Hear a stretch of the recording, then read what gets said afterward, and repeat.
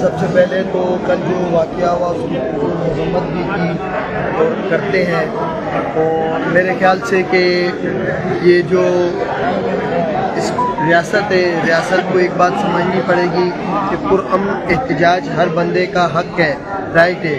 اگر آپ کو کسی کے احتجاج سے کوئی ایشو ہے یا کوئی اختلاف ہے تو آپ اس سے بات کر سکتے ہیں، نیگوسیشن کر سکتے ہیں، لیکن ایسا کسی بھی طور پہ آپ نہیں کر سکتے کہ آپ ان پہ فائرنگ شروع کر دیں یا ان لوگوں کو جو ان سے وہاں پہ لاٹھی چارج کر دیں، ہراس کریں، ان کو ڈرائیں، ان کو وہاں سے بھگانے کی کوشش کریں۔ اس کا رزلٹ کیا نکلا؟ اس کا رزلٹ یہ نکلا کہ پورے مورو شہر کے حالات خراب ہو گئے، وہاں پہ جھڑپیں بڑھ گئی پولیس کے اور گورنمنٹ کے اور دیگر لوگوں کے درمیان۔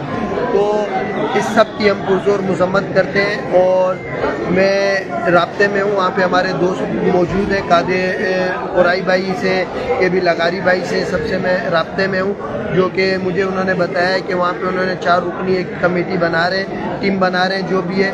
تو وہاں کے جو لوگ ہیں ان کی جو ڈیمانڈ ہے، جو اس ٹائم پہ شہداء کی باڈی لے کے روڈ پہ بیٹھے ہوئے، ان کی ڈیمانڈ ہے کہ ان کی FIR رجسٹرڈ ہونی چاہیے۔ میرے خیال سے بالکل ان کی FIR رجسٹرڈ ہونی چاہیے، کیونکہ کسی کو بھی حق نہیں ہے۔ ایک کارکن جو شہید ہوا، 2 کارکن اس میں شہید ہوئے۔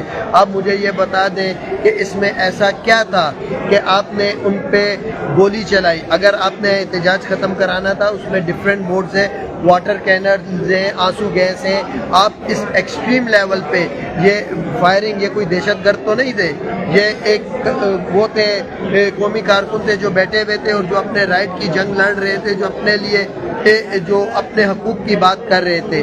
تو اس صورتحال میں میرے خیال سے اس ساری صورتحال کی ہم پرزور مذمت کرتے ہیں، اور ہم ان تمام شہداء اور ان کی فیملی کے ساتھ کھڑے ہوئے ہیں، اور انشاءاللہ تعالی جو ان کی ڈیمانڈ ہے کہ ان کی FIR رجسٹرڈ ہو، اور وہ انشاءاللہ ضرور رجسٹرڈ ہوگی۔ جاری ہے جاری رہندی، جاری ہے جاری رہندی، جنگ اساں جی جاری رہندی۔